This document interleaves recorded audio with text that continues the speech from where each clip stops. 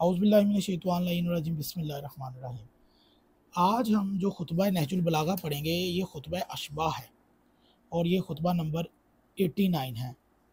और इसका हम एक दूसरा हिस्सा पढ़ेंगे। इसके पिछले हिस्से में एक बंदे ने, एक साइल ने हज़रत अली अलैहिस्सलाम से अल्लाह को यानी कि सामने रख कर, यानी कि उसने सवाल किया कि ऐसा मालूम हो कि जैसा हम अपनी आंखों से देख रहे हैं अल्लाह को। तो उस पर हज़रत अली ने यह खुतबा इरशाद फरमाया।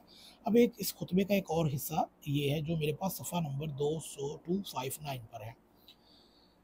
इसने जो चीज़ पैदा की उसका एक अंदाज़ा रखा, मजबूत और मुस्तहकम उसका निज़ाम किया, उम्दा और पाकीज़ा इन्हें उसकी सिमत पर इस तरह लगाया कि ना वो अपनी आखिरी मंजिल की हद से आगे बढ़ें और ना मंजिल मुंतहा तक पहुँचने में कोताही की। जब इन्हें अल्लाह के इरादे पर चल पड़ने का हुक्म दिया गया तो इन्होंने सरताबी नहीं की। वो ऐसा कर ही क्यों कर सकती थी, जबकि तमाम अमूर उसी की मशीयत और इरादा से सादर हुए। वो गो नगो चीज़ों का मौजद है, बगैर किसी सोच विचार की तरफ रजू किए और बगैर तबीयत के किसी जोलानी के जिसे दिल में छुपाए हुए, बगैर किसी तजर्बा के जो ज़माने के हवादिस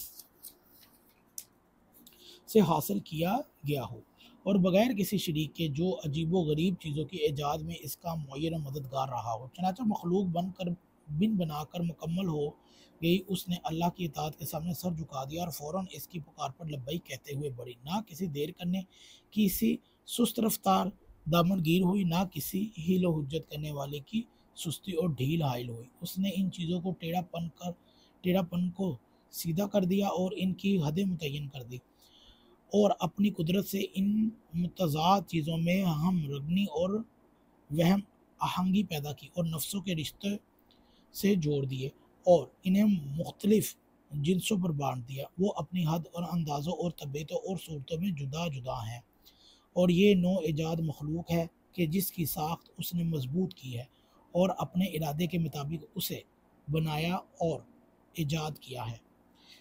इस खुतबे का एक और जुज़ ये है कि आसमान के वस्फ़ में उसने अपने बगैर किसी चीज़ से वाबस्ता किए इसके शगाफ़ों के नशेब व फराज को मुरतब किया और इसकी दरारों को कशादगियों को मिला दिया और इन्हें आपस में एक दूसरे के साथ जकड़ दिया, और इसके अहकाम को लेकर उतरने वालों और खल्क के अमाल को लेकर चढ़ने वालों के लिए इसकी बुलंदियों की दुश्वार गुजारी को आसान कर दिया।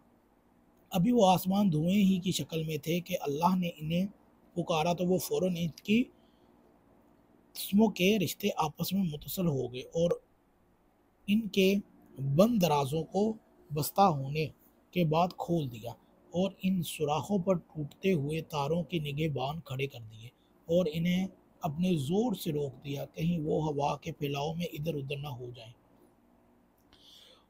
उन्हें मामूर किया कि वो उसके हुक्म के सामने सर झुकाए अपने मरकज़ पर ठहरे रहें। उसने फलक को, सूरज को दिन की रोशन निशानियाँ और चाँद को रात की धुंधली निशानी करार दिया और इन्हें इनकी मंजिलों पर चलाया है और इनके गुज़रगाहों में इनकी रफ्तार मुकर्रर की है ताकि इनके ज़रिए शब व रोज़ की तमीज़ हो सके और इन्हीं के एतबार से बरसों की गिनती और दूसरे हिसाब जाने जा सके।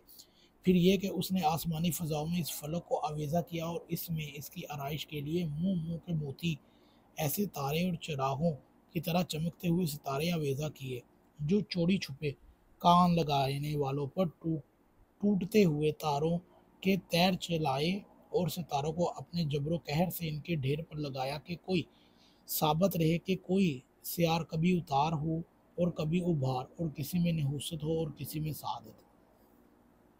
ये था इसका एक दूसरा जुज़। आने वाली वीडियो में हम इसका एक तीसरा जुज़ पढ़ेंगे कि इस खुतबे के मतलब एक तीसरा जुज़ कौन सा है।